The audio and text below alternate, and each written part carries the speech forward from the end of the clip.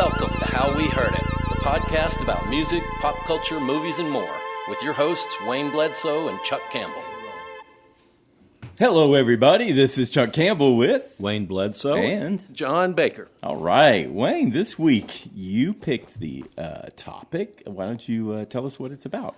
Well, this week, the topic is great movies that you never want to see again.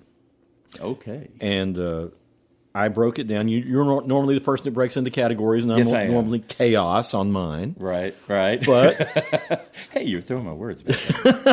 I broke it down to movies that were so disturbing you never wanted to see them again, Okay. with the subset of movies that make you feel a way you don't want to feel, because that's part of it. And it's a little bit different. Yeah, that is kind of different. And then movies that gave you everything you needed the first time. They were great, but you never need to see them again. Okay. Well, I've got about 28 categories. Of course you do. Actually, I do have more categories than that, but they all probably kind of fall into your categories, your Uber categories. Okay, well, good. Well, Your mind is an Excel spreadsheet. Yes, yes. well, I'm going to bring up the one Okay, that let's go to it. first told me there are movies that I never want to see again that are great movies, Okay. which is Sophie's Choice. Okay, yeah, that's a terrible movie. I mean, it's a great movie. It's a great movie that it's like I don't want to think about it. I couldn't Yeah. stop thinking about it after I Yeah. saw it. I was in my early 20s when I saw it. I didn't have kids or anything when I saw it. And having kids changes your perception on a lot of movies. Well, I did not have kids when I saw it, but it was, believe me, it affected me the same way, and I never wanted to see that again. Yeah. And, I mean, Meryl Streep's great in it. Kevin Yep. Kline's great in it. The script's terrific, but no.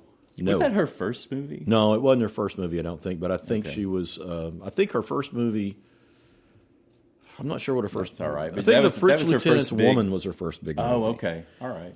And then she was in Manhattan with Woody Allen. And then I think Sophie's Choice comes then, I think.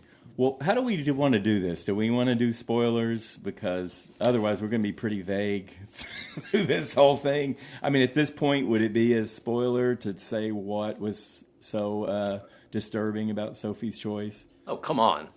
Okay. I mean, that was so long ago. I mean, if it's a movie that's currently out, you don't want to give spoilers. But Right. Yeah, but it's right. been out there forever. But yeah, And when was that movie? that movie was the early 80s. I'm not sure what year it was. I'm thinking if you're going to see it, you'd have seen it. Yeah. Well, Let's spoil it. let's spoil it. When we got to the point where she had to make the choice between two of her children, I was about to come out of my seat. Right. Because you were invested in these characters. You knew you liked them. You understood. You get progressively pissed off at her for being so stupid and going, her family basically going along with the Nazis, in the invasion of Yeah, Poland. set the scene. So what her choice? She's. I believe Was she Jewish or something? Why was she being detained by the Nazis? I can't remember if she was Jewish or she was just in one of the groups that they were going to put into other groups she was going to put into concentration And camps. she had a little boy and a little girl. Right. And the commandant or whoever it was told her she had to pick one of the two. To live or die. Okay, so they did clearly underline that because I don't remember it as well as you do. Yeah. But, Yeah, I mean, that was... So she knew that whichever one One they line took is- would die. One line was they were going to automatically be killed, and the other line is they're going to be in the camps. Okay, Which is worse? Well, Right. yeah, but she survived. right. And, of course, the whole thing is this writer who gets to know them and gets to know the couple and finds out their story and finds out why she is so messed up. And the problem with the choice is they said if she didn't make a choice, they would kill them both. Correct. So she had to make a choice, and she didn't want to make a choice. So Yeah. that's we'll leave it at that. We won't Yeah. say what her choice was, but we'll save that little bit for people who think, "Ooh, I really need to see this movie." But Yeah, but I would never, as great a movie as it was, never, ever, ever would I want to watch it again. I agree. That one was yes. What's on your list? Oh, well, I've got a lot of difficult movies, and I've got some in categories of difficult movies. Uh-huh. And I actually had Sophie's Choice, just the ones that are just so disturbing at the end. I would say $1 Million Baby. Do you remember how that Oh, ended? yeah, that's rough. Yeah. So, boy, her name just flew out of my head. She played this boxer. It was a Clint Eastwood movie, right? Yeah. Yep, I've got her face in my I can head, picture but I can't remember her name. It's not Tilda Swinton. No. Anyway, yeah. Hang on, we'll find it. Well, she ends up in a very Hilary Swank. Before Hilary I didn't have to look it up. Swank. Yes, I knew if I looked at my phone, She it'd was- come to me before. hot Next time you do, commodity. keep it away from the mic. Oh, did do it again? No, I've been trying. I know. How drunk are you tonight? I'm not.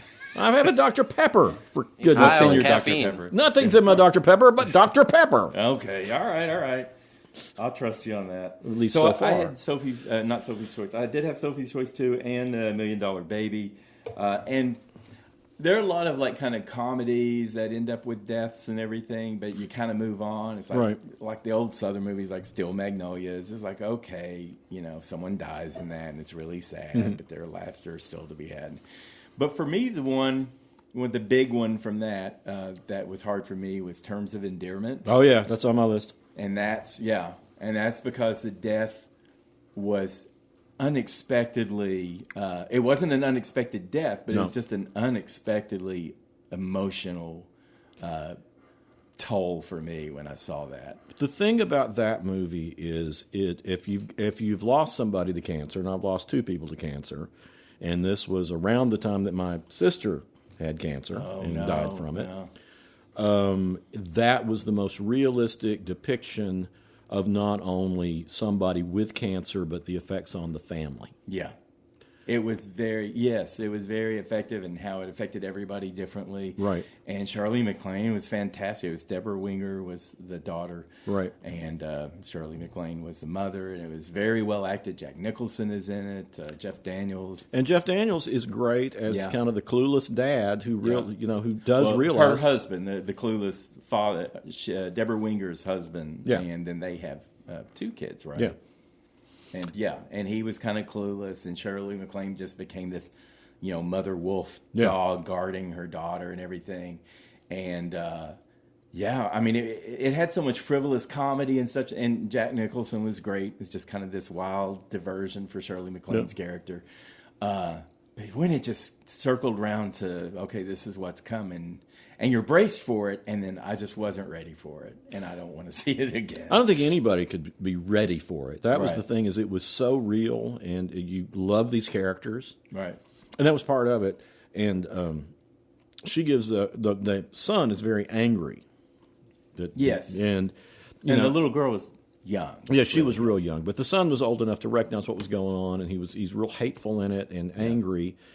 And, as somebody who's seen what happens that is a common thing that happens with children, is they deal with it early before the person dies with anger. Yeah. And she gives a little speech to him saying, don't you look back and feel bad about this. Yeah. Yeah. Feel bad about how you feel, because I understand it and I know you love me, and I love you too. Yeah. Deborah Winger was great. I mean, everybody was so good in that movie. Yeah. So I recommend you see it. If you haven't seen it, but never by all means, a second time. And we're sorry. But see it, and we're sorry. But it's a great movie, and it has lots of humor in it. It does. It does. I remember it being funny. Yeah, lots of funny stuff in it. But yeah, be prepared to be devastated. Yeah. And it tries to lift some at the end, but I'm still devastated at the end, Yeah, but that's a great movie. Yeah. That I never want to see again. That's right. I like you branding our topic. Way to go. I don't know. So, are you still sticking to like just emotional reactions to movies, or? Well, I mean, there's for me there are certain things that make movies unrewatchable. Do you have any more general ones like what we've been talking about? Well, the ones that are very specifically more what we've talked about, the only other one that I would put just in that real specific area is The Changeling, the Clint Eastwood directed movie with Angelina Jolie about... Okay. And it's based on a true incident where a woman's son goes missing, and they find a kid who meets the description of her son, and bring him to her, and she knows it's not her son. Oh. And she keeps saying, "This is not my child," and they keep saying, "Well, yes, it is," and he says, "Yes, I am." Oh, wow. And then you get to the true story. I don't want to give that one away, but once you get to the end of that, and like I said, it's based on a true story, which makes it really devastating when you find out exactly what's happened. Right. That's a fairly recent movie, isn't it? That's from the 2000s anyway. That's I think it was. That's recent for Wayne. It is recent for me. And you guys are, somebody was saying the other day, said, everybody's always giving you crap about, how old you are. It's like you guys are not that much younger than me. It's not your age. We're jealous. We're jealous that you would know so much about things that happened so long ago. Things that happened before you were born. I do know that. And it's like, I'm just resisting. He's a historian. Yeah, it's true. Yeah, and anything before I was born, I'm like, I don't care. And then I have to sit here and listen to you carry on about it, so I feel inadequate. So well, you just shouldn't consider feel it a compliment that we make fun of you. He's my older sister. He's only 4 years older than us. Oh, wow. He's not that old. Yeah. Oh, my That's God. right. Dang Okay. it. All right. I don't give you shit. But anyway, it's a great movie. It's like engrossing, and you get into it, and then you get to the end, and you think, good God, I even think maybe I wish I didn't even see it the first time. Yeah. Even though it's great. Yeah. Did you see the Bjork movie Dancer in the Dark? No. I saw another depressing Bjork movie. I can't think of the name of it now, but Okay. it was depressing too. But Dancer in the Dark, I've always heard. Dancer in the Dark was ridiculously depressing. And she plays like this single mom. I don't know what happened to her husband or father, the father of her baby or whatever. And she's losing her eyesight. And she's an immigrant from the Czech Republic or Czechoslovakia, I guess it would have been back then or whatever. And she also learns that her son is losing his eyesight. Right. She's an immigrant somewhere. I can't remember all the details. But it's like one insanely ridiculous thing after another happens to her. And it's just worse and worse and worse. And she's just trying to get money to get her son surgery so he doesn't lose his eyesight. She's resigned to the fact that she's going to lose hers. And she just ends up with just the worst of luck over and over again.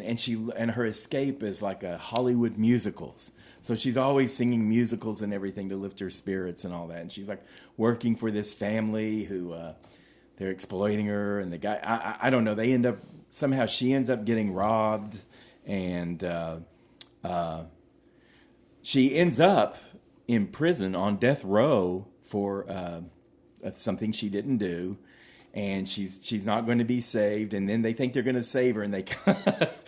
This is when I turned against the movie because I'm like, God, I can't take this anymore because it's just like one slap after another of plot changes, and by the end they're about to execute her, and she bursts into song again. I'm like, God, just kill her! I mean, I was like, just get this over with.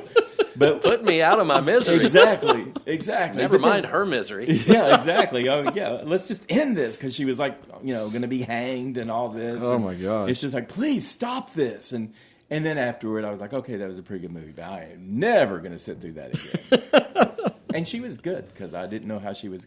I was interested in seeing her. I don't know if she had made a movie yet before. She's just done really individual, weird, inventive music to that point, and I thought she'd probably be a pretty good actress, and she was, but the character in the musical just anyway. Oh gosh, well that reminds me, and I can't remember what year this came out, but I'd read these reviews of a Japanese film called Nobody Knows. Okay. And it made it sound like it was like a thing to watch with your family. And it was the singularly most depressing film I have ever seen in my entire life. And Really? I've seen some depressing Nobody films. knows. Nobody Knows, and it's also based on a true story where a woman gets an apartment where she's not supposed to have as many kids, and she sneaks in all of her kids, and she's got, I think, 5. Mm-hmm. One of them she sneaks in a suitcase. Oh. And Okay. then she abandons them. Okay. And the kids have to figure out how to, she told them to keep a secret, keep this a secret and don't let anybody know. And they have to figure out how to survive. Oh, wow. Of course, they run out of food, and the older ones who were young teenagers, are trying to, figure out how they're going to keep the other ones fed, and it just gets, it's like 2 hours and I think 20 minutes. Okay. I started watching it with all my kids because it was not what was advertised. And then only my oldest stuck with it to the end, and he loves depressing movies, but he was like, good God. It just gets sadder and sadder and sadder, and the kids are all great actors, right? And they're the focus through the whole thing. And there's like a little kind of poetic moment that connects you with the opening of it that is horrible. It's a great movie that is awful. I just can't. If a movie gets either too awful or too gross or too brutal, I just give up on it. I can't see it through to the end. If it's too bad, I'm just like, yeah. I wanted to know what happened. That's the thing, is you're invested in these characters, and it's based on a true story, but you don't. I got my health to think about. Yeah, well. Now I'm more reluctant. I will walk out on a movie in the theater. But if I'm watching, streaming or cable or whatever, I will abandon a movie in a heartbeat. I've abandoned a few on. I think there's only one movie I just walked out on because that's just, and it was What was that? It was a Guy Madden movie called The Saddest Music in the World, and I think Guy Madden is pretentious, and a lot of people love him. I think his movies are just pretentious crap. I'm sorry. People love him. He has lots of elements that look cool. He should be like a David Lynchian sort of a guy. I don't like his movies at all. Okay. You're allowed to have taste. Yeah, that's true. But, it's one of those, critical darlings that I just think, this guy's full of it. Yeah. Yeah. Critics. Yeah, critics. What do they know? Bunch of losers. I got all kinds of little things here. I don't know. Well, keep going. I've got them too. I'm still on the disturbing ones. Okay, well, disturbing for me, animal lover that I am, I can't stand movies where the dog dies. Oh, yeah. I can't stand movies where the dog dies. And there's so many different kinds of movies where dogs die. And right. I don't know why. I don't know why we're killing off dogs all the time in movies. And they used to love to show that to little kids. I know. Like Old Yeller. Old Yeller. Yeah, that was an old 50s movie before even Wayne, right? Yeah, The Yearling. The Yearling, yes. But I know my family, Old Yeller was on TV or something like that, and they just decided I couldn't see it, and I didn't understand why. And finally, I think my sister was the one who said, "The dog dies," and I'm like, "Oh my God!" So I still haven't seen Old Yeller. I just wouldn't. But and they had I remember there was a Benji movie. I don't know if you remember. I remember Benji. Benji doesn't die, does he? No, he doesn't die. His life is threatened, and you think he might die. And then there's another dog in there who gets kicked or something, and I'm not sure. But at least Benji. There was no Benji was so great, let's put him down or anything like that at the end. There were multiple Benji movies, weren't they? Yeah, yeah. They had a Benji movie, I think. In the Benji Goes 70s to Monte Carlo and in the 90s. No, that's Herbie. How do you feel about Volkswagens getting killed? It depends. What kind of Volkswagen? Is it a bug? Love bug. I'm thinking Herbie. Love bug, yeah. Oh, Herbie. Oh, yeah. No. I don't want Herbie to die. But like a VW van. I don't know. It might have been like a. I don't know. I like a microbus. That's a pretty cool little vehicle. All right. I'm trying to think of the other dead animals. There's always. Well, so let me stick with dogs here. We can get to other animals in a minute, but I'm not done with dogs. Okay. It's like of course, Marley and Me. Oh yeah. I saw that in the theater. I went with my mom and my sister. And when I came out, I went to the bathroom, and there were all these men crying in the men's room. Yeah. And they were all talking to each other. One guy said, "I can't go out there. I can't let my wife see me like this." And they were just sobbing and everything. It's like, yeah, I get it. It's like, why do this? Why do this to Marley? Isn't your dog named Marley? Yes, she is. Did you name her after that movie, or no? That was her name when that was her rescue name when I got her. So, but did the movie affect you more because it was her name? No, I've not had her that long. That movie was a while ago. Oh, you saw that before you had her. Yeah. And I was just stuck. And I did try to give her another name and tried to brand other names on her. So we call her Marley Joe now, just to give her some different kind of, or Marmar or whatever. So sure. You know how people are with dogs. And cats. And cats, yes. Yeah, that's another subject too. But John Wick, and that's like kind of a revenge thing on behalf of the dog. Right. Megan, the robot girl. I haven't seen that one. Okay. Well, I'm all for this robot girl and everything, but then she kills a dog, which it was like I really was like kind of done with it just to see that happen. You need to be reprogrammed. Yeah. I Am Legend. Remember that? Will Smith and his German Shepherd. My dog before Marley was a German Shepherd.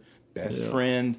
And and his dog Samantha. Yeah. And it's like, oh my God. It's just like everything changes for me when the dog dies. And I don't know why I can watch people die without feeling the same way. But there's a lot of people like that. I mean, that's a very common thing. Well, there's actually, I found of course, American Psycho, a dog dies. Even the movie Halloween, the first Halloween, they kill a German Shepherd in that. It's like, that was so unnecessary, I don't remember that. But that was when Annie was babysitting Lindsay.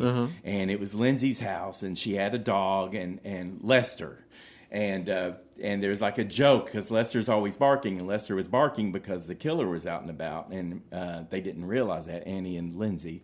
And then all of a sudden, the dog, he lifts the dog up, and you only see its back legs kind of relax and everything. But it's like, I just try to miss that part of the movie. I still watch that movie, so. Well, of course you do. You remember every character's name. Yeah. So, I watch that one all the time. And that's a movie I'll see over. That's the thing. I'll see a horror movie over and over and over and over. And comedies. I'll see those all the time. That brings me to another question. But first, let me say, there's also The Art of Racing in the Rain, which is a dog movie. It's a racing movie. And the dog is, it's from a couple of years ago. And the dog is such a great character and everything. And then, you get to this last lap for the dog. And it's like, oh my God, I can't. And there's a website you can go to called Does the Dog Die? Oh, yeah, I've heard and that. And people they tell you, yes, the dog dies, and the dog dies at, 1 hour and 28 minutes. And it's either on camera or not on camera, or it's off camera, but you hear drama or something where the dog dies. So it's a whole thing. There's a whole thing if you can't stand the dead dogs. Well, the original The Hills Have Eyes. Yeah. It's like that too. There's two German Shepherds, and one of them dies, but the other German Shepherd is the hero of the movie. Right. I was in a movie theater I was at UT, University of Tennessee, when it was going there, maybe before. But anyway, we're in the audience. You're talking about the original? The original. Okay. And the dog's name is Beast. Okay. The entire audience was shouting, "Beast! Beast! Beast!" because he was like the hero, and he was like going after the killers in the movie. Yeah. Well, it was I like great. that. I like, and a lot of these dog deaths are avenged eventually, in the movies or whatever. But it's just too much. It's just, I just can't. and other animals too, like the horse in A Never-Ending Story. Now, I know that's he's traumatized so back, many people. But oh my God! Well, of course it did. Yeah. I mean, you can't just kill a horse like that. I don't care if you are bringing him back, with the storyline or whatever. And even in The Ring, the most disturbing part to me in The Ring was on the ferry and the horse.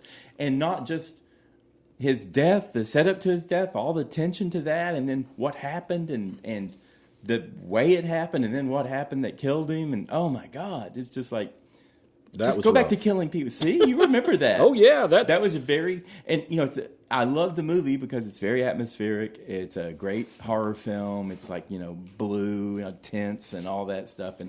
And the people die horribly too. But that horse did not deserve that. And then cats, cats too. What was it I wrote? Well. I wrote this. This was interesting. I'm way over prepared for this. I'm just imagine. I didn't think I'd be talking. Yeah, imagine that. I really didn't. I thought I would go through this list in like 30 seconds. But so in the movie Drag Me to Hell, which I love, a horror film. You're not going to say you're sorry for the fly. No, the cat. I can't remember the cat. Well, I know, but so she's cursed, right? And they tell her she's got to commit a sacrifice, And so she picks her cat, and it's done. I don't remember that. I know, but because it's kind of done comic. She had a cat, and you see her with a knife, and she's going, "Here, kitty, kitty, kitty," and then it's like, I've read people say that she deserved to be dragged to hell after killing her cat, and it's like, oh wow, I guess you're right. So now when I know the cat's death is coming up, I like kind of like. It set up the other scene. Okay, I'm just going to spoil the dead cat in Dragon Hell. But she's burying the cat afterward. Right. Okay, and her boyfriend shows up, and she's buried him, and she hears him coming in the door, and he comes in, and she walks up to him, and he goes, "Is that blood?" And he's talking about on her shirt. She turns around and looks at the grave that she just dug for the cat. And she goes, "No, where?" And so he doesn't, she's trying to hide the fact that she had killed her cat. But anyway, that was a tipping point for a lot of people. I'm going to stop talking about dead animals because we'll never get through all this. Well, since we went with animals, I will say the movie Antichrist, which is a pretty great movie that I never want to see again because it's just puts you through too much. Yeah. And the gore in it, there's like some stuff in it that is just, it makes your body hurt. Okay. Because they're just some. The woman restrains her husband in a very unusual way that's really painful. Oh, so it makes a male body hurt, most likely. Well, no, it's anybody. There's okay. That's part of it too, but okay. the way she restrains him is not. It's really. Okay. It makes. I'm not going to see this movie. Well, I wouldn't recommend it, but there's a scene where the husband and the husband's an asshole. I mean, I'm like, you don't feel too bad for him. But he comes across a fox that is dying. And the fox looks up at him and says, "Chaos reigns." And it's like the best part of the movie. Okay. Talking fox? The talking fox. The fox, which is like caught in a trap or something, and it's like in horrible shape. But it looks up at him and says that. And it's like, oh, hell. And like from there Chaos on, reigns. it's the best part of the movie. Okay. So the dying fox in that one. Okay, well, so we could just go look that up on YouTube, and then we don't need to see the rest of the movie. Exactly. Okay. Watch Perfect. that scene. Thanks for your shortcuts. Yeah, that's a shortcut, and the opening of it is really beautiful too. It's a Lars von Trier. In fact, I have 2 Lars von Trier movies on my list. Okay. But, well, what's the other one? The other one is The House That Jack Built. Okay. Which is Matt Dillon as a serial killer. Okay. And it is played for laughs to some extent. Okay.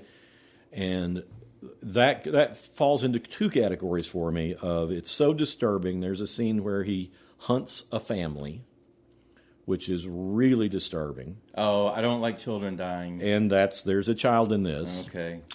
And they're up there with animals, believe it or not. Yeah, and there's a place where he kills Uma Thurman, which is disturbing. Because she needs to be alive. Yeah. But the thing that's the most disturbing, and I find there's a couple of movies that fall in this category, is you start rooting for the killer in a way to get away. Okay. And that really bothers me in films. That you're rooting for a serial killer? Shouldn't that bother you? Yeah. But there are certain movies where that is the position you're put in. Okay. And that one is one of the worst. Okay. Even though it's a really good, well-made movie. Matt Dillon is great. He plays a serial killer better than just about anybody I've seen play. He's routinely great. Yeah, he is. He's underrated. Very underrated. Yeah. Great actor. Well, he was in, teen angst movies, and you never really shake that, when you're popular for it's hard. Old comedies. But, another movie where he's very disturbing is Crash. And he makes you feel sympathy for a kind of a sexual predator cop. Yeah. Yeah, I remember that. Yeah, and it's everything about that movie is there's a lot of nuances to it that stick with you. I could see that one again, but I never did. It's good. It was ensemble. I remember some of the characters and all that. It was pretty good. Yeah. Well, there's another. But let me just say, I don't generally see movies a second time, really? Unless it's like a horror film or a scary movie. So when we were talking about great movies you don't want to see again, I thought, I wonder how many movies that Wayne likes that he does see again, because if I've seen it, I don't want, life's short. I don't want to watch something another time, or unless. Well, I like to. I mean, there are plenty of movies like Harold and Maude. I watch every couple of years. Alice Doesn't Live Here Anymore. I watch every couple of years. Those are 2 of my very favorite movies. Okay. Yeah, favorite movies. Yeah. But I watch those. Like the comedies, I'll watch until they don't make me laugh anymore. Yeah. But there are lots of times there's a movie that you just love so much, or you thought was so good, you want other people to see it, and you want to watch their reaction when they watch it. You know? Oh no, I do. Yeah. Yeah. I like if it's something that I really liked. I love turning like my wife onto a movie. Yeah, I'm the same way with Sarah. I mean, poor Sarah has like suffered through things that she didn't like because I thought she would. Yeah. But I've if it's a really good movie, I don't mind watching it a second time, a third time sometimes. I mean, there are movies I've probably seen 20 times. Yeah. And there are comedies I've probably seen, or horror. I've probably seen Halloween 100 times, you know. So I know about Lindsay and Annie and Lester the dog. But there are also, like, Stanley Kubrick movies. I don't know what it is, but they're always better the second time you see them, and sometimes the third time you see them. They're even better. And a lot of times like The Shining is one of my all-time favorite movies. Yeah. It's a comfort film for me, weirdly enough. Okay. But the first time I saw it, I didn't really like it. Really? And then some people wanted to go back and see it again, so I saw it. It's like, oh, it's scary this time. Well, for me, the first time I saw it, I was really scared. Mm-hmm. And then afterward, I thought, that wasn't so bad. I mean, who died? Him? You know, it was like, because at that point, I was used to big death tolls in every scary movie I saw. And that one was more of a, psychological horror. Yeah. Well, first time I got it, I thought, well, he's already crazy. He doesn't have any place to go. And then the next time, it's like, I saw the change a little bit more. And then since that time, I've met people who are like that Jack Nicholson character at the start. God. Not at the end, but at the start. Are they married to Shelley Duvall? No, I hope not. Poor Shelley Duvall. Yeah, poor Shelley Duvall. That was like one of the most pathetic victims ever, Oh, my God, she was good, though. Yeah. They tore She's going to save that boy. That's one thing, Yeah, and poor Scatman Crothers. I mean, Scatman Crothers always forget about him, and he shows up. It's like, oh, yeah, I love this guy. Yeah, he's like an old catcher's mitt or something. Yeah, he's comfortable. And he's so good. Well, I only brought one, but it seems the midpoint, and Okay. And you both probably have it, but it's a movie that I would see it again. I've seen it a couple of times, but it just creeps me right out, and especially the very first time, and that was Silence of the Lambs. Oh yeah, I've seen it lots of times. I love that movie. It's a great movie. It's a fantastic movie, but I mean, there's several scenes where that the James Gum character, the guy that's making a garment out of girls' clothes. I mean, it's just like, that's disturbing. And then the scene where Clarice goes into his moth aviary and he turns out all the lights and and she's got a gun and she can't see anything. He's got the night vision on her. So your perspective is what he sees, and that's her in the dark. Like that movie creeped me out. Yeah, that's creepy. Excellent job. But a great movie. Yeah. Well, one that's kind of in that category, and I do think I want to see it again just to see if it has the same effect on me, is Henry, Portrait of a Serial Killer. That is like, it's Michael Rooker was like, I think may have been his first film, but the guy that made it was hired to make just a cheap exploitation movie, and he made something that became like an art house hit. Mm-hmm.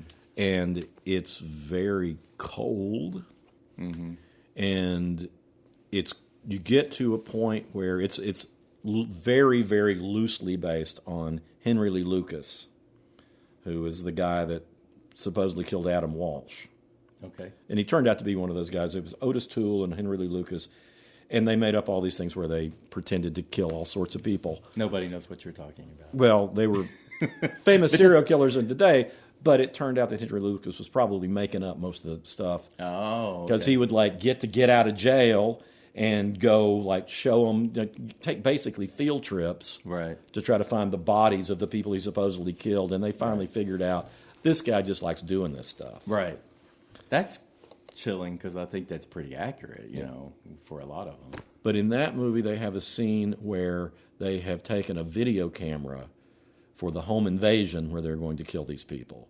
And they show you the video that they've taken, and that is like, it gave me nightmares because it was so realistic. Yeah. I just can't tolerate brutality in movies. Yeah. I used to, but the older I've gotten, the more I can't stomach it. Right. It does get Violence harder as you just get older. makes me nauseous. Right. Well, I got another one on that one, but well, I was going to throw out Hereditary because not only does a kid die and a dog die, but it was just like really haunting and horrible, bleak for everybody involved movie. and I don't think I ever saw. I've seen pieces of it again, and I've just thought this was a great movie, and I told everybody about it after I saw it, and I think I'm done with it now. Yeah, I didn't like it as much as I thought I would. Actually, the child death in that one is one where it's such a shock. Yeah. But then the aftermath of that was just so grim, you know. Yeah. And but that one, because I didn't invest myself so much in that movie as I have others that didn't bother me nearly as much. Well, fair enough. Yeah. But it's also, I don't really want to see it again either because it falls in the category of I got everything I needed. Right. You know, I don't need to see it again. Right. That's how I feel about Holocaust movies. I've seen a few of the Schindler's List, you know, and the Red Jacket, you know, and that depressing. You know, the Zone of Interest. I saw that, I think, 2023. Right, I saw that too. Very dark movie, very great movie. Just so profoundly good as how it was shot and the sound involved. And just, it's a German perspective of a concentration camp, and there's a family living adjacent to this concentration camp, and these kids are celebrating birthdays and, you know, and having parties and everything, and you can hear people at the concentration camp begging for their lives. You hear gunfire, you see the crematoriums, you know. But you never go inside the concentration camp. No. And that's the thing that's so that interesting. almost made it even worse. It does. Because it was just like, because these people were carrying on like nothing was happening. Yeah. And so that one, and then did you see The Boy in the Striped Pajamas? Oh yeah. I never need to see it again. Never need to see that again. That's really because disturbing. it had all the markings of like something hopeful and good is going to come out of this because of the little German boy and his little friend in the concentration camp. Right. And it just makes you wait for a redemption. And instead, like the Holocaust itself, it was just unthinkably awful. But a fantastic movie if you're up for it, because I just love that, you know, they put it through the characters' eyes. Yeah. Well, I have actually seen Schindler's List more than once because I showed it to my kids. And it is, I really, really respect the way it was made because as hard as it is to watch it, they give you some relief. Yeah. The second time I saw it, I recognized just how much that Spielberg was putting into it to give you a break. Yeah.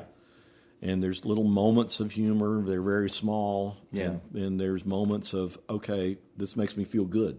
Yeah, and I mean, like, you know, Schindler was trying to, you know, reverse the process, I guess. So there was a good person trying, not a good a very conflicted bad person who's like trying to, you know, I think turn the tide. I think he was a good person. I mean, that was not only was he trying to save their lives. Yeah. He was the munitions that they were working on, because it's a munition factory that he ran. He was going in and messing up the settings. Right. So that like 50% of the munitions would not fire. Right. And he was such a schmoozer that the rest of the Nazis didn't care. Right.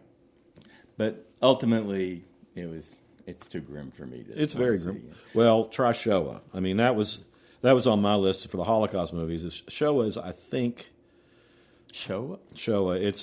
I saw it in 3 parts, I think.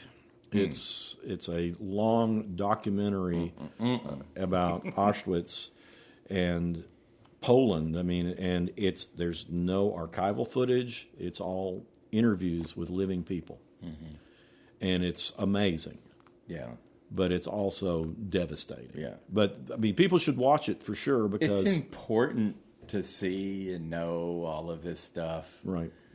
But it's also important to kind of take care of yourself. Yeah. So it's a balancing act, you know. You don't want to just live in brainless comedies, you know, but at the same time you don't want to be in some bleak, despairing, constant state of, you know, turmoil. Yeah. But, I mean, it's a great movie to see once, for sure. Yeah. So... are there any movies that you just like skip parts of it again? There's some movies that I skipped like the early part on subsequent viewings, like Up, you know, the cartoon movie. Right. And It's so disturbing in the beginning. it is. Yeah. It is. It is very disturbing in the beginning, but then it's a great movie, you know. Yeah. So, and oddly enough for me, Midsummer, which has so much graphic killing and just over-the-top killing and everything, but it's that opening part where it's a whole different, what she goes through with her family. And the trauma that, do you remember that? I can't remember now. I remember Well, I'm going to spoiler alert, okay? Well, it's the beginning of the movie. It's at the beginning of the movie anyway, and this is what you can skip in the movie, but her sister is perpetually upset and everything, and she ultimately commits suicide and kills her parents as well. And I remember that. She's totally alone and despairing, and her boyfriend doesn't care, and it's just like the Florence Pugh, just fantastic, gripping scene when she realizes that both of her parents and her sister are dead. And it was like, I know. And then it goes on to like this unbelievably graphic, violent violence that's actually kind of cool. Yeah. So it's like it moves into even darker territory, more or less. But there was just something so emotional and real about the beginning of it that just haunts me far more than the rest of the movie. And the rest of it's kind of, what? You're laughing. No, I got to tell you, it's a good friend of mine. He and his wife were going out, like the first kind of date night they'd had in a long time. And he took her to that.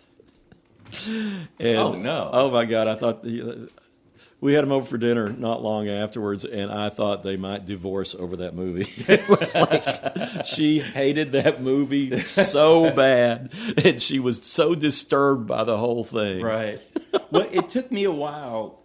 I thought about not being able to get through it, after seeing the first part. And then there's just the weird drama between her and her boyfriend and his friends.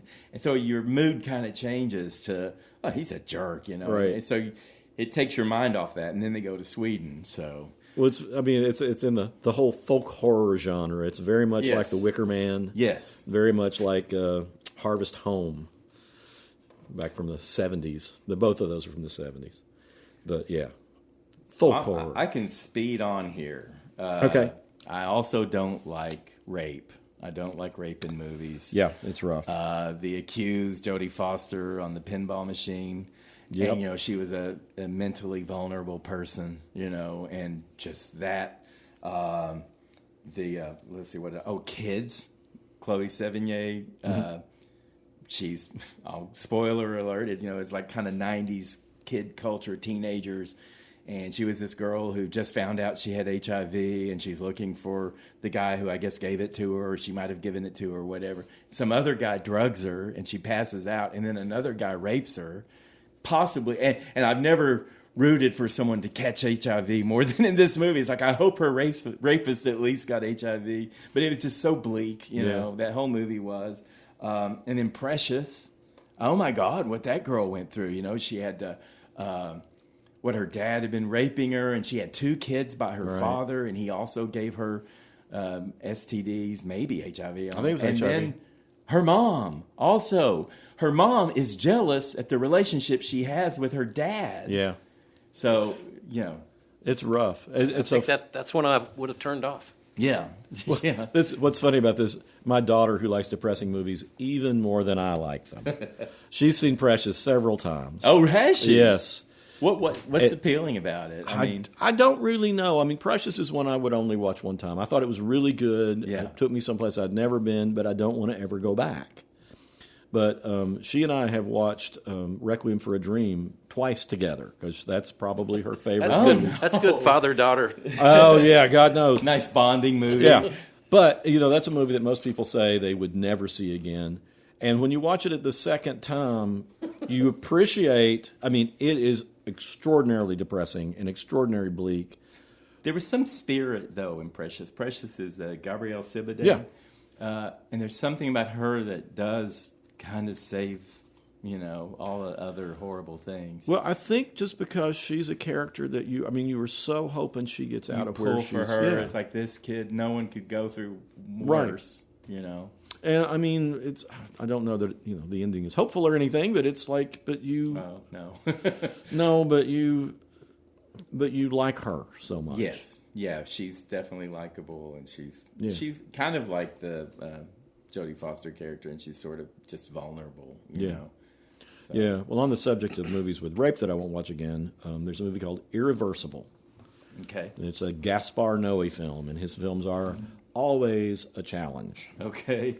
And you keep watching them. Well, he has a movie called Enter the Void, which is about I think it's a drug dealer who's dying, and you're following his soul, and it's a great, great weird movie. It's very psychedelic. It's really cool. But it's like that's the one that's really held me on to watching his movies. Okay. But Irreversible is tremendous. It's just great filmmaking. It's shown backwards in it's kind of like Memento, and you're got like 10-minute pieces, sort of. Right. But it starts out with two guys who beat a man to death. Oh, cool. And then you're going back and finding out what happened and what they've been doing. This is the one you won't watch again? Yes. Okay. They have been searching for the person who raped one of them. It turns out it's like one guy who's either the current boyfriend or husband and the former boyfriend or husband. I think it's former boyfriend. And they are tracking this guy down. Okay. And the thing that is so disturbing about it, the rape is really, really brutal and horrible. It's awful. Yeah. But then you go back to how the day starts. And that is most devastating just because it's this beautiful day where she and the boyfriend are in the park and just watching, the kids play and stuff like that. And it tears you to pieces. Yeah. But it's like, you got to be ready for that movie. And I wouldn't watch it a second time because I was so disturbed the first time. Okay. I'm ready to move away from grim, horrible movies because there are also a lot of movies I don't want to see again for other reasons. Well, let me throw out some quick ones. I'll just go them real quick. Okay. Funny Games, Michael Hanke. Okay. Which was an Austrian movie that they remade in the U.S. scene for scene. He did it. Mm-hmm. And I would watch that one again with somebody probably, but it is really disturbing. And after I saw it the first time, I thought, that's plenty. The Strangers, which is a home invasion horror film, has A Stranger or The Strangers? The Strangers. Oh yes. Oh my gosh. Yes. Liv Tyler. And Scott Spellman. Yeah. And it's very realistic in a way. They do stupid stuff and. Yeah, it's interesting because it's a young couple and he's proposed to her and she turned him down, right? Mm-hmm. And they had planned a weekend in the country at this home. And so it starts with this really awkward tension between them because they're going to go ahead and have their weekend in the country, even though their relationship's forever been changed. Right. And then people show up at the door. Random people with masks. Yeah. And the problem with that for me, not problem, but it was just too realistic. Yeah, it was. Because, normally in movies like this, the victims suddenly get this big super strength and firepower and ability to fight back, and these two just don't. It's just too real. And, they just didn't expect it, and they, don't know how to defend themselves, and. And the last one on that subject, and it's. Because it's so realistic, is an Australian movie called The Snowtown Murders. Okay. And it's basically a family, and there's one that's a murderer, then they recruits another person in the family, and it's based on a true story. Oh. And it's so cold and realistic. It's very well made. Those Aussies. Yeah, watch out for them. It makes you see how people would be this way. I mean, it doesn't explain, why they're so cruel, but you see, this is how people are in these situations, and it's really, really disturbing. All right, Wayne, quit bringing us down here. Come All right, on. last thing I want to say. One more. Is it another serial killer? No. It's different in a way, and because it's other people. It's the movie Sin City. Remember was that like a graphic? It's kind of. Yeah, kind of graphicized, but it's got real live actors. Well, but they do the rotoscope thing where the actors are there, but they're drawn on top of them. But it's so pretty to watch, and there's like one story, and it's got several stories of a serial killer, and it's so beautiful to watch that it really, really bothered me that I was enjoying this so much, visually, that it was like, I don't want to feel this way. I mean, this is terrible. But so that's the last one. That's the last one of those subjects. Behind, okay? Okay. All right. So I was going to ask you, I've got a couple of movies that you want to see twice. And I think the best one I can think of is The Sixth Sense, right? You don't know what the twist is. Mm-hmm. You watch it the first time, and you're wondering where it's going. And then when you see the ending, you want to go back and watch it again to see what all you missed. Because you realize a key bit of information at the end. Mm-hmm. I'm sure everybody knows this already, but still... you get a key spoiler at the end, so you want to go back and watch it again. It's like a totally different movie. And I'm kind of that way with some, like a Knives Out, you know, it's like, or some of the, even like, I know you don't like Agatha Christie movies, but some of those, it's like Murder on the Orient Express, I think especially because when that's resolved, you know, someone's killed on a train and everybody's a suspect and, you know, and they go through all the things and it has an emotional ending. It's like, oh, now that I know all that, I want to go see it again. Then you don't have to see it a third time. So I think there are a lot of movies like that. Another category I want to hit on, I don't like long movies. And I certainly don't want to see a long movie a second time. And this is where you and I, with The Godfather. I've seen it so many times. I know, hell no. I was like, the first one was like almost 3 hours, and the second was like almost 3.5 hours. It's like, are you kidding me? A little long. I mean, that's like so much time. But also another element is like, and this is something I don't like about older movies. The Godfather movies, and I know I'm always like doing feminist this and that, but women are just cardboard cutout characters. Hardly any of them are defined by anything other than their relation to a man in the movie. It's either someone's girlfriend or someone's wife or daughter or whatever, and that's pretty much their whole point in the movie. And they don't have character arcs or anything like that. They're just...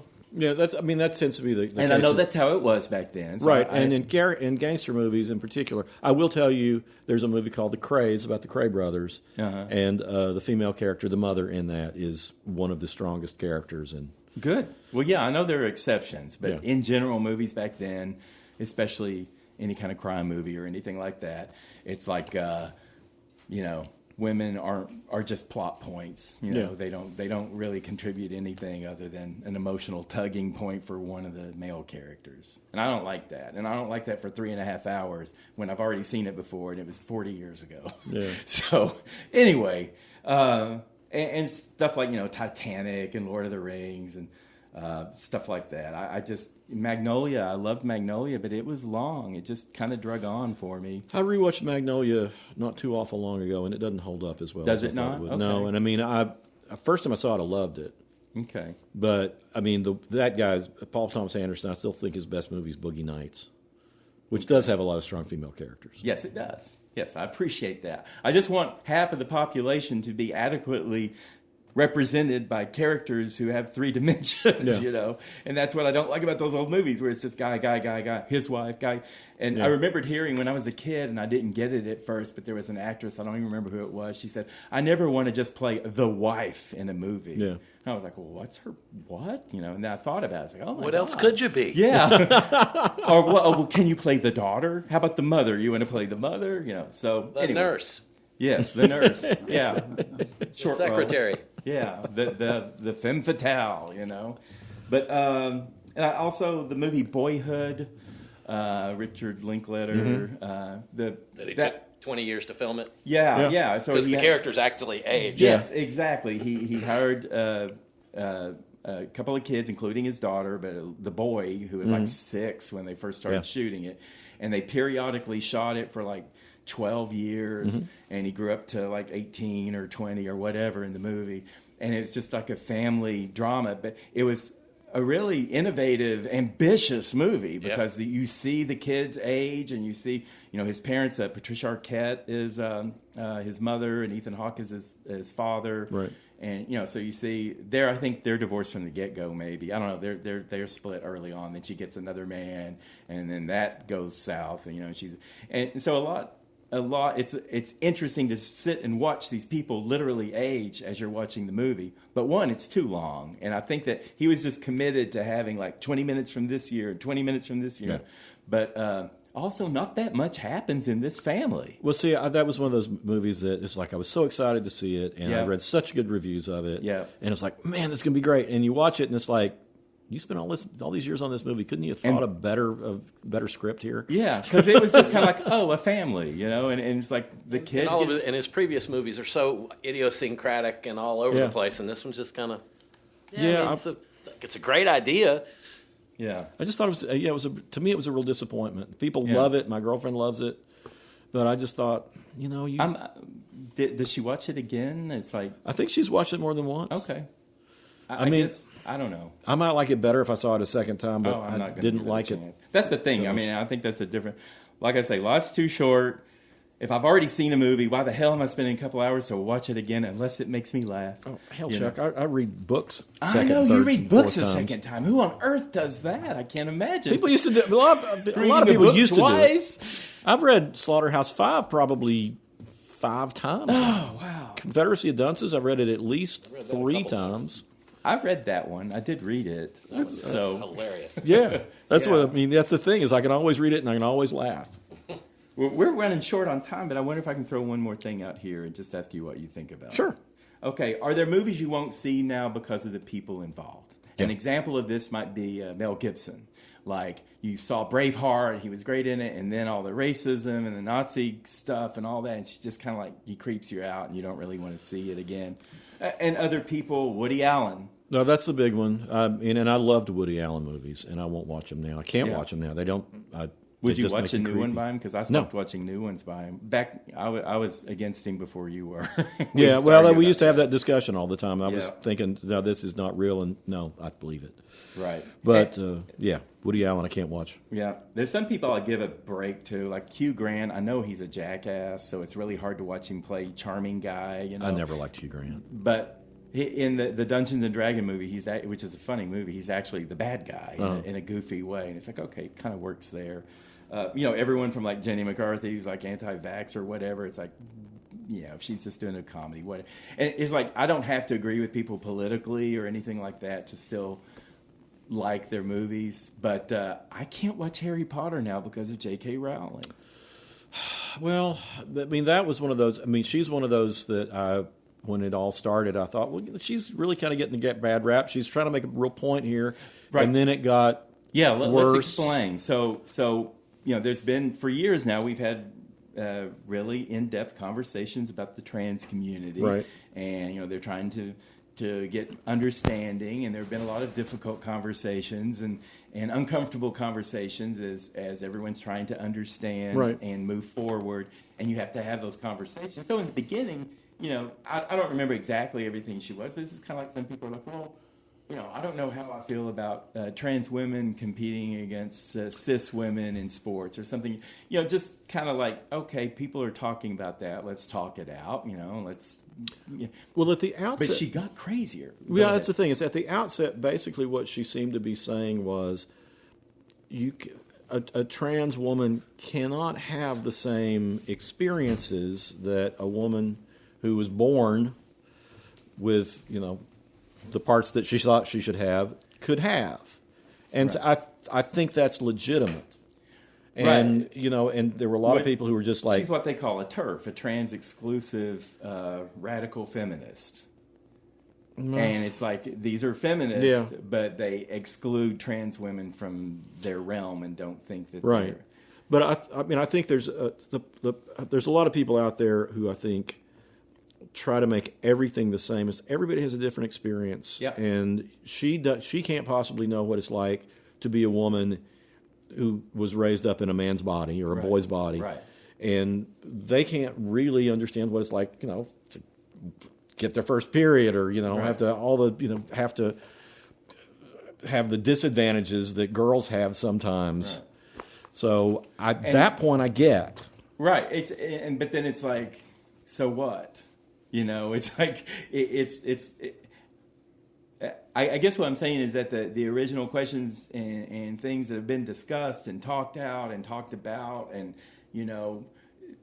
the women in sports, trans women in sports, and when can a child make decisions, irreversible decisions about their body, and blah blah blah, and even people, although pronouns aren't really a trans thing. I mean, it's kind of a non-binary and all that thing, but people are like, I don't know if I can use they because it doesn't sound.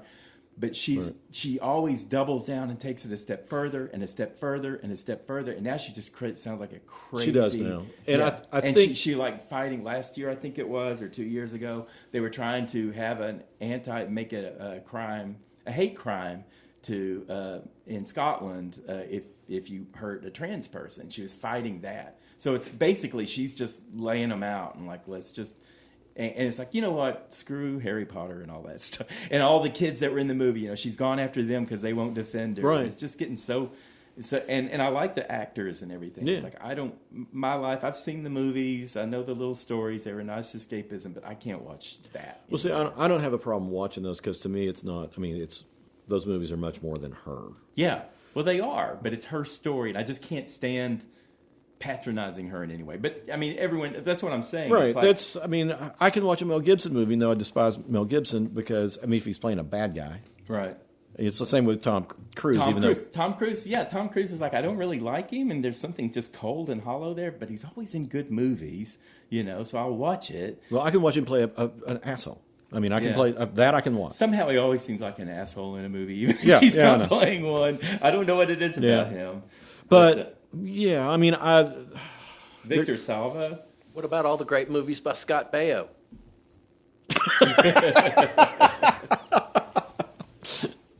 Yeah, immediately my mind went to, there's a movie with Scott Baio that's a good movie. Was he in Karate Kid? Yeah. Yeah, well. So, Victor Salva was. Sorry, I didn't mean So that's all right. That's all right. We both love the movie Jeepers Creepers, and then the Jeepers Creepers 2 was also good. Right. And I didn't know this at the time, but he was a convicted pedophile, and he served time in the 80s before he made these movies. The director? Yes.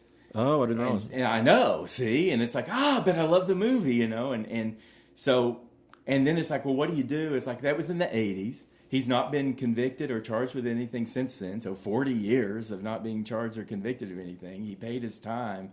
But my God, it's just like there are a lot of people just kind of, I don't know if I want to like this or not. And Is Jeepers Creepers a kid's movie? a horror movie. Oh, it's a great horror movie. So much fun. It's a great horror movie. Well, but this goes back to the subject that we had, you know, several weeks ago of, you know, separating the art from the artist. Yeah. And for most of that stuff, and I wish you hadn't really told me that, Chuck. But I'm sorry. But a lot of times I can, if I don't have to, like, laugh. I mean, I wouldn't see a new Roman Polanski movie. I wouldn't pay to see a new Roman Polanski Right. movie. But, you know, I've watched Chinatown since all that stuff happened, and it's a great movie. You know, you can't deny the guy's a great director. But So Polanski you can still see, but Woody Allen you can't. Because Woody Allen I'd have to laugh, and I can't laugh at Woody Allen okay. anymore. So you can't take a comedy from a bad person. Well, yeah, I mean, it's... Okay. I mean, That's fair. with Polanski, it was like I said, I wouldn't pay to go see it. But I watched The Piano, which was a pretty good movie. And it was, yeah. Yeah, but then that's post all that. Yeah. I need to pay attention to what I'm watching and who these people are, I think. But, you know, none of those fall... I don't think any of those fall in the category that I just wouldn't... I could never see them again. I just can't enjoy them the same way. I mean, one subject we didn't get to real quick, Okay. I want to say, it's the movies that gave you everything you needed. That were great movies. Chariots of Fire, Right. great movie. Never need to see it again. I got everything I needed one time. That's English good. Patient, same thing. Yeah. Like these are, you know, Dribble in the desert. yeah, they're just. It's like they go on a long time. China Syndrome. You know what happens. I don't need to see that again. But it was a good movie. Yeah. And the big one, which I think is a terrific movie, is Saving Private Ryan. And the opening, I think, is the most amazing thing I've ever seen in a war movie. But I got everything I needed to get from Saving Private Ryan, and I probably would never watch it again, even though I thought it was amazing. That's generally how I feel about all movies I like. That's what I was saying earlier. It's like unless I'm going to get to laugh at it over and over, the scary movie, you know, get the jump starts or whatever. There's something really atmospheric about all those movies. I've only seen once that you mentioned, and that's just because I don't even think about seeing it. You know, like I got things to do with my time. You know. All right, we ready to make recommendations? Absolutely. All right. Since we've been talking movies, I just watched Sly Lives, which is on Hulu, I believe. What? Sly Lives. It's a documentary on Sly Stone, of Sly and the Family Stone. Oh, gotta watch that. And I can... Sly Lives. Okay. Lives. Sly Lives. Yeah, I thought you were saying Liz. No, Lives. But it's a great documentary. It tells you why he is such an important and innovative artist, and how his band caused a little revolution in music. And you see, I mean, when I first saw Prince on television, I thought, this guy has listened to a lot of Sly and the Family Stone. I'm sure he had. And I mean, that's an obvious influence. But they have interviews with George Clinton and Sly's kids and all these people who are around him. And it doesn't linger on after he had his heyday and got so bad into drugs and had so many problems. It addresses it, and it's there, but you're mostly focusing on the good. Yeah. And it's Questlove who made it, and it's great. It was so much fun to watch, and you really start reappreciating how great the music is. And if you've never seen Woodstock, Sly and the Family Stone are by far the highlight of the movie Woodstock. Okay. John, you got a movie or a TV show or something? I don't really have. I mean, you've already talked about it last week. We talked about White Lotus. Oh, yeah. My wife and I have started the second season. We watched all three of them that have come out. Yeah. Something about that show just makes me feel icky. Does it? Yeah. I've seen the first 3 episodes as well, and I don't like anybody in it. We're making this. I think this comes out like right after the finale of this for the season. But okay. For the first we 3 are episodes, we are in time is 3 episodes into the third season. And I know what you mean. It's like the first episode I thought was kind of slow, and I thought this doesn't seem to be moving along. And now it's kind of picking up steam. You're starting to know the people, and like all of his movie or TV show, all of his like White Lotuses, I think your initial feelings about people will change, and people you think are great are going to turn bad, and people you think are bad are going to. Well, and there was that. I mean, I don't want to give a spoiler away, but I mean, in the very first episode, what do you call it when you show the end and then start back from the beginning? The flashback, flash forward, whatever it is. There's a huge one of those, and so far through the 3 episodes, I've seen no idea how that is going to happen. I mean, that's really how kind of keeps me on. That's what the second season was. That's first season too. If you remember, it was like they were at the airport. They were leaving, and they found out that there was a coffin being loaded onto, and you only saw a couple of the characters, and you knew that one of these characters something happened. And then the second one, it was the body in the water. Bodies in the water. Bodies in the water, but the character who doesn't die, bumps into a body in the water. You're like, uh-oh, someone's been a while die. since I saw the second. So so that's just his trick. So this time at least someone's going to die, and maybe several people are going to die. So, and several people died in 2. Well, in 2 there was. But I do enjoy it. Yeah, I'm enjoying it, and I agree with you. The characters are still being developed, and still. I mean, there's all kinds of. You can tell there are going to be relations between different parties at the resort that didn't come together. Yeah, and so who knows where that's going to lead. Right. But I'm hoping it's beautifully filmed. Yeah, and there are a couple of characters that I think are good, likable people, but only a couple. Yeah, they got to keep Belinda as a good guy. I'm just going to be. Belinda she was from the daughter? First season. She's the black woman that's been brought in to learn. She was in Hawaii, and she was so screwed over in that by Jennifer Coolidge's character. I never saw the first season. Oh, okay. Well, yeah, she was like, you were just pulling for her, and she didn't have a good resolution. So I was thrilled to see her back, and I hope she gets what she deserves. The daughter that's there to study Buddhism, she's kind of the ingenue. Just wait. Yeah, I'm sure. And then the 3 women, women. I friends? hate them. You hate all 3 of them? Yeah. No, but the guy and the girl that like Mook and her and the guy that's just in love. I think Get hooked. And and he's just besotted with her, and she's nice to him, but I got a feeling she doesn't really feel the same. Probably not. She's from the group Blackpink. She's from a K-pop band, which we talk about all the time. So, okay. Didn't know that. But he's going to be a critical character, I think, the way things are going with him. But anyway, I agree. So we can recommend at least the first few episodes of White Lotus, and we're curious about how it's going to keep going. I haven't started yet. Wayne hasn't started yet. I'm waiting until there's like enough that I can binge like 4 episodes at once. Okay. Well, one more We're week. almost there. One more week. And sorry for everybody who's already seen the finale, but if you haven't even started it, get started. I'm going to recommend quickly the movie Hard Eyes. I saw it a while ago, but it came out in February before Valentine's Day. And we had talked at the beginning of the year about things that we think can save the movie industry or what they can do. And one of the points I was trying to make is that scary movies are really kind of leading the way in innovation in movies these days. And part of it is that they are joining up with other genres. So you're getting these multi-genre movies. And that's exactly what Hard Eyes is. It's a romantic comedy horror film about a serial killer.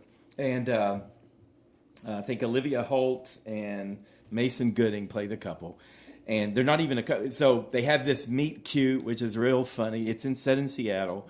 And they have this meet cute, and then they find out that they're going to be adversaries in work, and he's just starting a new job with her. And then they get mistaken for a couple by a serial killer. And so I would say as a comedy, it's great. Mm-hmm. And as a rom-com, it's good. As a horror movie, it's just fair. It's not really that scary, but it's pretty dramatically violent and everything. It's like, I just appreciated that all these layers were brought together to make the movie. So that's about all I have to say about that one. Well, I may have to see that now just because that's not what I expected it was. No, exactly. I thought it was going to be some, mundane, but they really tried hard to give good dialogue. The couple are great. And like the horror part is okay. I mean, they're I wasn't really ever scared, but it was kind of, it was funny. Well, it sounds more creative than I thought it was going to be. Yeah, it is, I think. Well, I'm going to recommend... I changed my recommendation on music. Okay. Because of you earlier. Uh-oh. Bjork? No.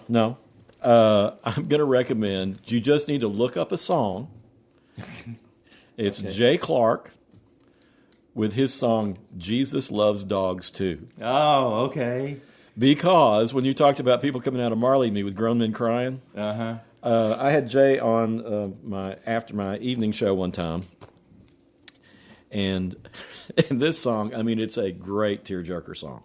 And this is based on a true story. When he was a little kid, his dog died, and he asked his mother if dogs go to heaven, and she said no.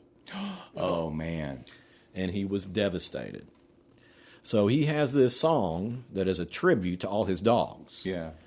And, the chorus is like, has a thing about how I think Jesus loves dogs too. Yeah. I like that. The song's about 3 minutes long. After it was over, I looked out in the crowd. Everyone was weeping. It was amazing. I mean, he had it. I had him play it on my late night show one time, which is just the people in the studio, and everybody cried. Yeah. But when you see an entire room of people crying over a song, it's a powerful thing. And it's like the bathroom at Marley and Me. Yeah. The guys hiding from their wives. Yeah. And it's amazing. It's a great song, and it's something so many people can relate to, and it's really sweet. I mean, I have a question. How can heaven be heaven without dogs? Yeah, how could it be? I mean, if there's a heaven without dogs, I want to go wherever my dogs went. Well, it's like there's a Twilight Zone episode that Earl Hamner, who wrote The Waltons, does, and that's the key at the end.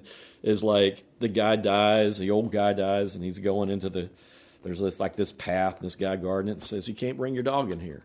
And he said, "Well, I'm not going." And he said, "Well, it's heaven. You're not going to be able to get in." And he goes, "I'm not going if I can't take my dog." And then he walks on, there's another path, and there's a guy, and he says, "Well, come on, you're supposed to be in here." And he goes, "Where is it?" And he says, "Heaven." And he says, "Well, can I bring my dog?" He said, "Sure." He said, "Well, there's a guy down there said I could." And he said, "Oh, that goes to the other place." Yes. Well, that won my heart, even if I haven't heard the song yet. You got a music? I do. I just discovered this band yesterday. I get the email from the magazine Paste, and they recommend movies as well. But they usually about once a week they'll say like 10 new albums to stream. Yeah. And it's a band from L.A. They are called Cheek Face. Cheek Face. Face, like finger hands. Oh, okay. Cheek Face. And they've put out they've put out 6 albums, and they just released a new one called Middle Spoon. Just came out at the end of February, so by the time you hear this, it'll be 6 months old. But it's a 3-piece band from L.A. They got a real good sort of non sequitur sense of humor. The singer sort of sings his lyrics, but they're really kind of thought provoking. They're kind of don't really make sense, but then they do. Like one line I'm remembering where he says, "What is a stalker but a friend you don't like?" I like that. A friend you haven't met. That's good. Yeah, but they've put out 6 albums, and they're all just like really punchy, really catchy. Sound kind of like Pavement if Pavement was trying to be a little catchier. Okay. I've been listening to them all day today, and they're great. Awesome. Okay. Check them out. I want to bring full circle. I've talked about Fiona Apple twice and her debut album, how she was, I think, 16 or 17 in 94, 95 or whatever when she signed with the label. She released the album Title when she was 18, and it had the song Criminal, where she was over-sexualized in the video, and I've said that derailed her career. I want to come full circle because it didn't end her career. She kept on, and I want to make that clear. But she has just put out like an album every 5 or 6 years. And the last one she put out was called, I think it's with an F word in it. Well, you better watch it. So, I'm going to say Fetch the Bolt Cutters. Okay, and that's the name of the album. And it's really interesting. She was a ripe 42 at this point when she put this album out. And it's very smart, and it's feminist, and she's using the program, what is it? Garage Band. And she wasn't used to that. She made it in her home in Venice, I believe it was, Venice Beach in California.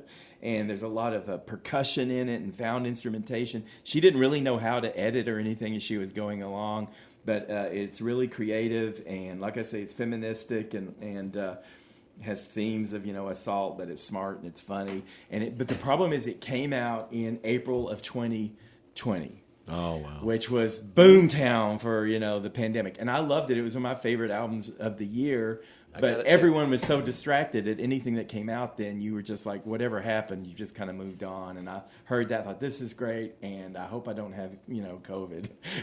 and where can I get a mask, and can I at least go to the grocery? So it came out at an awkward time, but it was good. I think so the lyrics are where the F word comes in, but on the title track, she goes, fetch the effing bolt cutters and get yourself out of the situation you're in. So it's positive energy, and just good. There's another song, I think it's called the Shamika. It's a good rock song on there. But anyway, I don't want to go into too many details. But she has continued her career. She's very slow about putting out new albums, but she was not derailed and ended her career in her teen years, and I want to make that clear. So go look up Fetch the Bolt. Well, and another thing, I'm sure you've seen this, that will make you love her even more, if you don't already, was that there was at one point she was about to go out on tour, and her dog died. Yes. And she wrote this letter explaining to her fans why she couldn't go out on tour, because this dog was my best friend, and she's seen me through so many things in my life that I can't imagine trying to go out and do a tour without her in my life anymore. Right. It was just really touching. I love this woman. I mean, she's great. You've interviewed her before, too. And she was like very down to earth and all. Very nice. I expected her to be difficult, and she wasn't. She was great. She's been far more than that 17, 18-year-old sitting on the floor with her back to the camera and her bra, taking her bra off from the Criminal video. And that was just so wrong. They just did her so wrong in that video. But she's gone on to be a really great artist, even though probably not as popular as she should be. Yeah. So Fetch the Bolt Cutters, Fiona Apple 2020. That's it. Okay. All right. Okay, we hustle along here at the end. We need to get out of here and let you people get on to other things. And we'll be back in a week with something else. Thank you. Bye.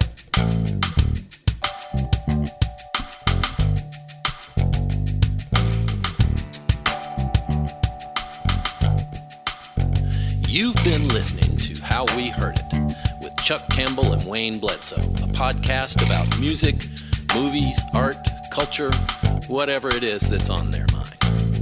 How We Heard It was recorded at the Arbor Studio in Knoxville, Tennessee by me, John Baker. How We Heard It is a Cozy Planet production. If listening to this podcast has given you a burning sensation, then we recommend you sit in a hot tub until your symptoms fade away. If you'd like to reach out to Chuck or Wayne, or even me, you can send an email to howweheardit@gmail.com. So thank you for listening, and come on back and we'll have another episode for you next week.